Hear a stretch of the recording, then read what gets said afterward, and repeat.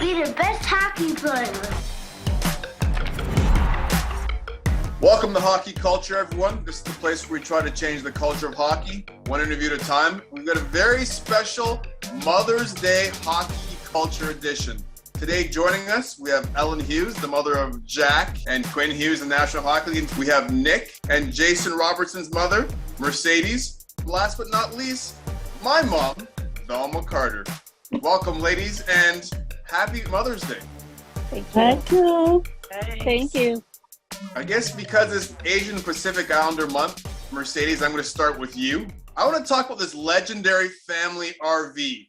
I spoke to Pat Risson about it out in California, and Breeze told me you guys had the family RV that you would take to games.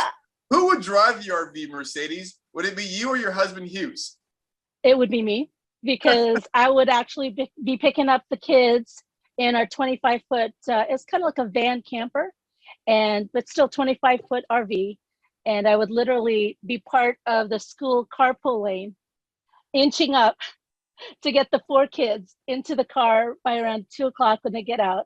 And I'd literally just take it to the freeway for about an hour and a half every day, bringing them to their hockey practice. And whoever doesn't have practice that day would lesson before the practices, then the practice, and then we take everybody home, and we don't get home till about 8:30, 9 o'clock every school night. So did you ever forget any of the kids? I mean, there's a lot of kids. You have a big family of 5 kids in your family. Did you ever forget anybody at school? Because I know with my 2 daughters, it's hard for me to keep track of their schedules. Was that ever an issue with you? No, because I had 3 other kids to remind me if we missed anybody. That's pretty much it. But that's funny you say that, because since then, we gave it up maybe 5 years ago when the kids are all kind of doing their own thing. But I'm literally sitting right now with our new 41-foot RV. That's where you caught us. I get a hard enough driving my SUV, never mind an RV, a family RV. So that big props to you for being able to handle that. You were able to have the family gather together. You moved from California to Michigan. That's a big commitment. Take us behind the conversation you had as a family to actually get everyone together and move. Because I've moved several times when I played the National Hockey League, and it's never easy packing up and getting everyone to another location. What was it like having that conversation with the Robertson family?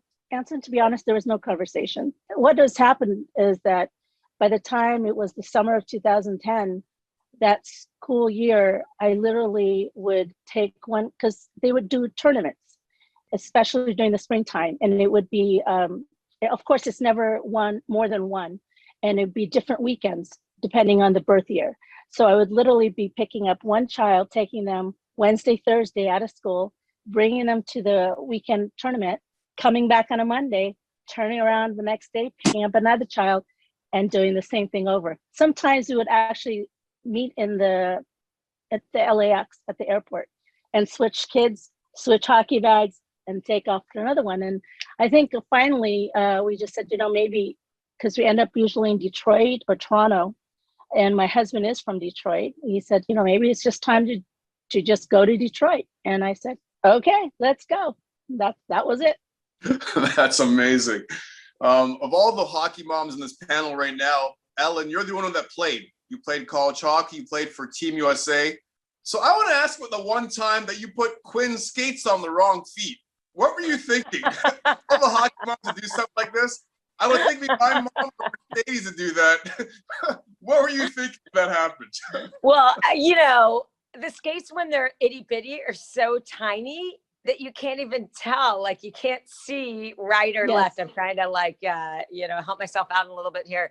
But it was so funny because Quinn was so young. I think he was 3, and it was a mommy and me activity. We were just looking for something that he and I could do together. And so we would go to like a skate in the middle of around 10 in the morning, and Jimmy was coaching in Boston, and Mr. and Mrs. Fatour, because he was coaching with Robbie Fatour, they lived right around the ice rink. So they kept saying they wanted to come watch Quinn skate. I'm like, all right, well, give me a couple weeks till I can really teach him how to skate. So I was so excited. He was off the crate. He was scooting around the ice on his own. And so Steve and Ruth Fatour came out to watch him, and he couldn't skate. I'm like, what is going on? Like, I had him off the crate. He could move. He didn't look right. And I'm like, boy, he doesn't, like, he's just a little kid, like he was barely 3. And Steve said to me, Ellen, I think his skates are on the wrong feet. So sure enough, we put him on the boards, we swapped the skates, and off he went. So it was pretty funny. And I don't think anyone's ever let me off the hook for that one. And rightfully so. Well, that explains why Quinn's such an amazing skater in the National Hockey League. If you could learn how to skate with your skates on the wrong feet, I mean, skates on the proper feet, that's like easy. It seems like a no-brainer. And the greatest thing was he didn't complain. He was too little. He didn't know differently. But I've probably done a lot of things like that to the kids, to the boys when they were young. I know I definitely put the skates in the wrong bags at times after you got them sharpened, and they would show up the rink with the wrong skates. And that doesn't go over too well either when they're small. Well, I've been guilty of keeping the skate guards on and letting them on the ice. So yeah, I'm with you there, Ellen. Thanks. Over to these either. Ellen, you're in New Jersey, I believe, with Jack. How busy is the schedule for you during the regular season? You have Jack in New Jersey, you have Quinn in Vancouver. Does one son get upset over the other because you're spending way too much time in New Jersey versus way too much time in Vancouver? Or do both the boys understand that mom has to do what she has to do and try to visit everyone when she can? Well, in these times, we haven't traveled at all. So Jim and I had literally not gone anywhere to see, and obviously we can't get into Canada to see Quinn, but we had not come to see Jack because of the bubble and, just trying to keep everybody safe. And we particularly wanted to make sure that we were there with Luke and not bringing anything into the U18 and the NTDP. So this year, this is the first time we've traveled, and it's the last week of the year. So it's so unusual, and they're so new in the NHL that, last year was a shortened season as well. I was on my way to go see Quinn when everything got shut down. So we really haven't, we just try to get around to see everybody, and they don't give us too hard of a time. But what they do give me a hard time on is last night I said to Quinn, what are you going to do for dinner tonight or something? He's like, and I said, are you going to order in from your favorite spot? He goes, Mom, I'm in Edmonton. So they don't like it if I don't know where they are. I hadn't realized he was on the road, and I had done that earlier to Jack. I thought he was going to Washington and he was in Philly. So I have to at least know what city they're in and do a little bit better job at that. My mom, for example, never kept track of where I was. She would always call me and say, where are you right now? What city are you in? my mom was always like, where are you? She was always so confused. Mom, I want to ask you a question. So back in 1983, I just started playing hockey at the time. And it was different times in Toronto because Michelle just started playing soccer. I wanted to play hockey. There wasn't that many black players that played hockey. I saw the sticker price of the equipment. It was like so expensive. And then you finally allowed me to play. A lot of negotiating was going on. I don't know how it was with you, Ellen, or Mercedes. It was tough to get my parents to allow me to play hockey. And they finally did. And I was an ankle burner. I couldn't skate. So I want to know, Mom, what was your thinking when you watched me play on the ice for the first time? You spent all this money to allow me to play hockey, and I was awful. I knew the game, but I couldn't get around the ice. Were you saying to yourself, oh my gosh, we just wasted all this money on this kid. He can't play, he can't skate. Or were you saying to yourself, well, let's give him a chance. He loves playing and we'll see what will happen. Knowing the type of person you are, I never lost faith in you. Because you were a very persistent guy. And whatever you intended to do, you made sure you were successful. So we never gave up on you. You were 9 years old at the time, by the way. And you wanted to show us that if your sister is good at playing soccer, you are better than she is at playing hockey. So you really had a battle on your hand because you were competing with your sister on the soccer field and you on the hockey field. But we never gave up on you. And we always encouraged you. That's the most important thing. We were always there for you, regardless of what happened. We were always there for you. Yeah, I have to agree with that because my game changed overnight. I received a new pair of skates that Christmas, and I was scoring 5 goals a game. It was so bizarre. It's almost like someone put some special potion in my water and I could start playing because I could understand the game. And that's when I could realize, and I did realize, how important skating is. Mom, I want to get back into Mother's Day. There's a Mother's Day edition, and a story that I tell people all the time. Back in 2003, playing for Team Canada, won a gold medal. And back then, the World Championships, it wasn't a big deal in Canada because everybody in North America, Canada, US, they followed the Stanley Cup Championships. So after winning in 97, and then we won a World Juniors in 94, like I didn't think it was a big deal. So I planned a trip to go to Paris right afterwards and hang out with my then girlfriend who became my wife. And we went to Paris for like 5 or 6 days after the World Championships because this is a trip that we had planned before. And Ellen and Mercedes, my mom's blowing up my cell phone over in Europe. What are you doing? Where are you? Are you coming home anytime soon? And I'm like, Mom, you're killing my minutes right now. These calls aren't, quit calling my cell phone. I'll be home when I get home. And we land in Toronto. I've got my glasses on. I'm tired. I haven't slept for a few days because we're out having a good time in Paris. And this officer comes in the plane. There's an announcement. Is Anson Carter in the plane? And I'm like, yeah, it's me. And everyone's looking over and I raise my hand. I swear, going through my mind, I'm thinking, these people think I'm trying to smuggle drugs in the country or something. I don't know what's going through their minds. So he goes, can you please come with me, sir, and grab your bags? And he didn't tell me what was happening.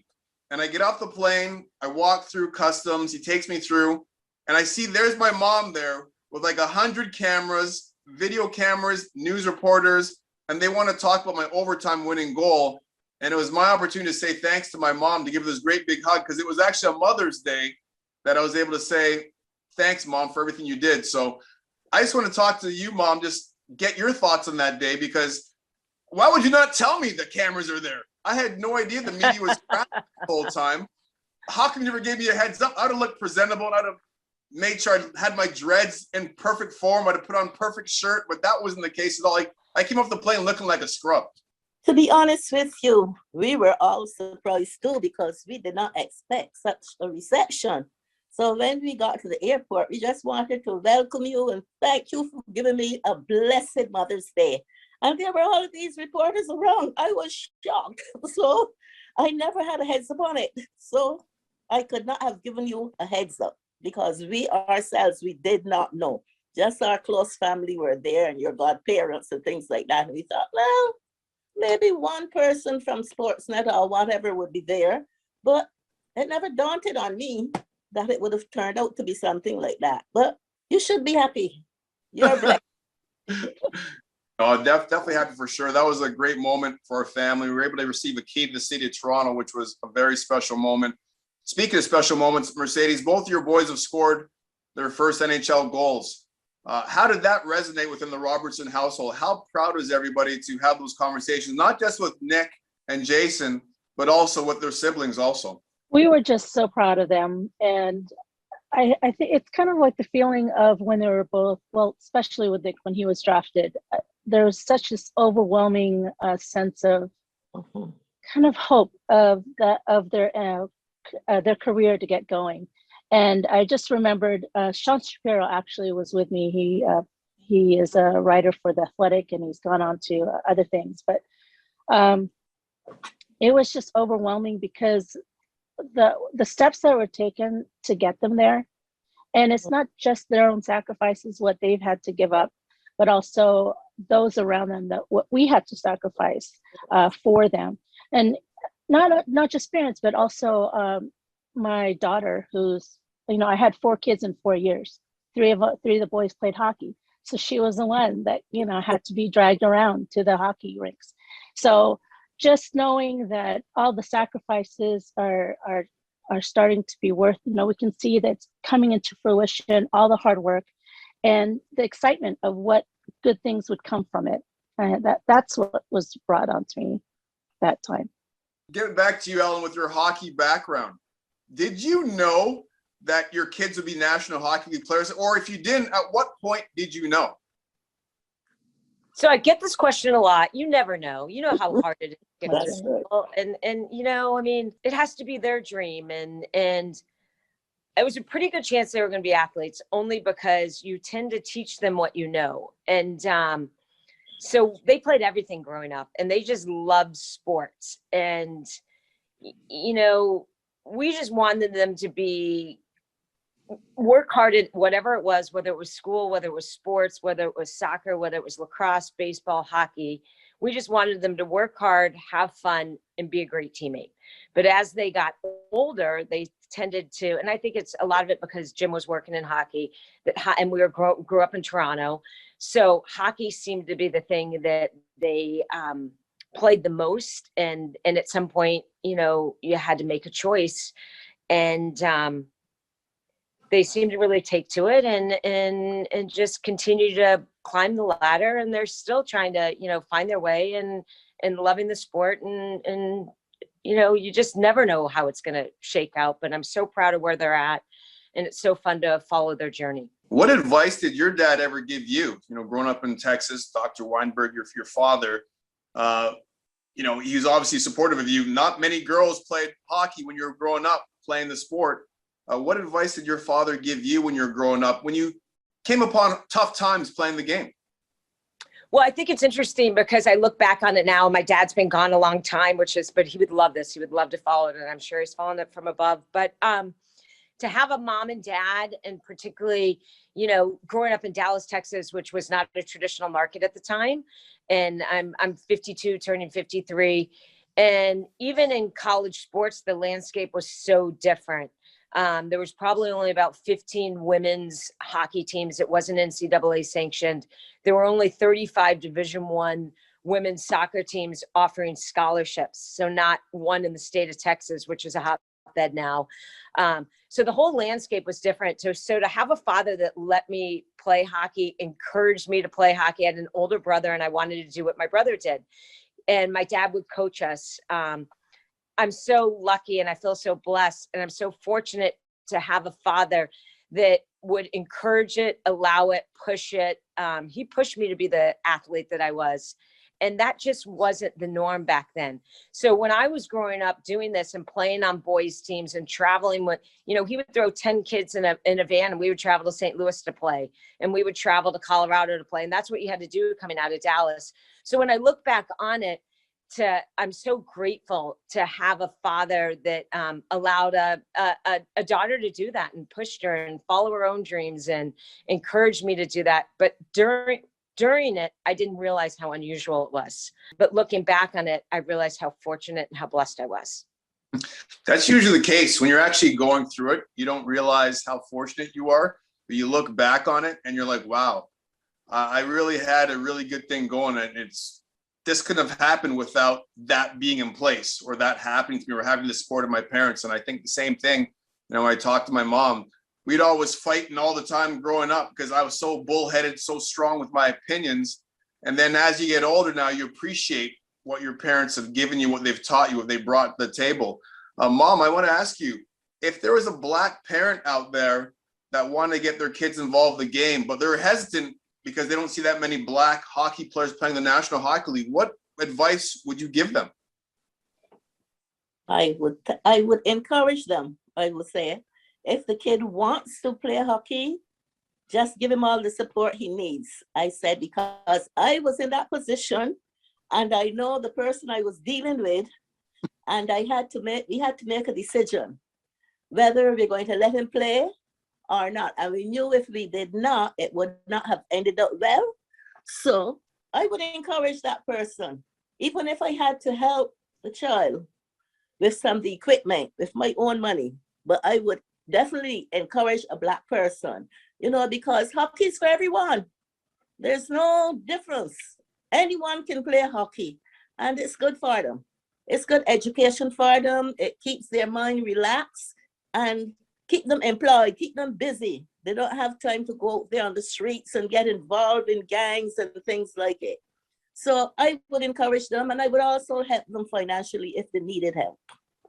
Well, hockey moms are the most fierce people out there. I say it all the time.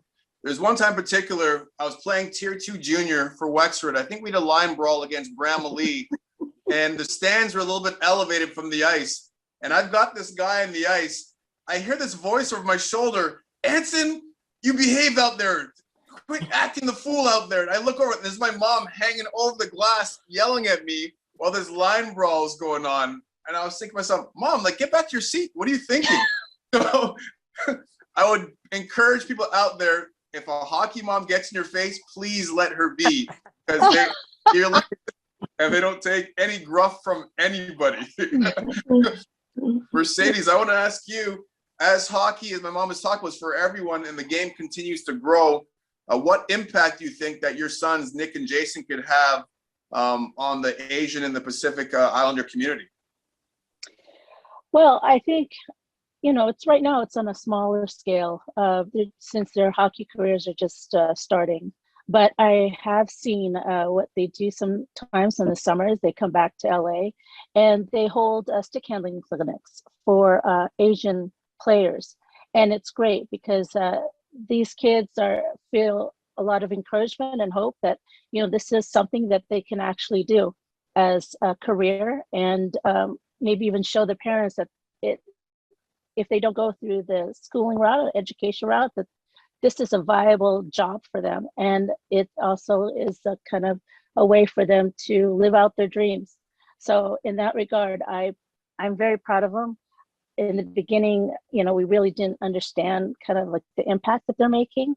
But as they go along in their career, I'm just seeing kids just come up and let us know, they've never really looked at hockey, but now they see a Filipino player out there, and now they're starting to watch. Even my extended family that I've never, really contacted, and now they're just texting more often when the kids are, at a game and how well they're doing. So it's just nice how in little ways that they are influencing others. And then as their career goes, it'll be in a more larger scale. Amazing. Yeah, well, I want to thank all three of you. It's clear that the role of the mother never, ever stops. I'm a grown man right now, and my mom is still my mom, and she still yells at me for not calling her back. So I'm sure there's right. happy. Good job, Valma. with Absolutely. Once the mother, always the mother. Absolutely. That's so true. And I want to thank all three of you for joining us today on Hockey Culture. Ellen and Mercedes, I know you guys are now starting your journey as hockey moms in the National Hockey League. You guys have a lot of great moments, I'm sure, ahead of you.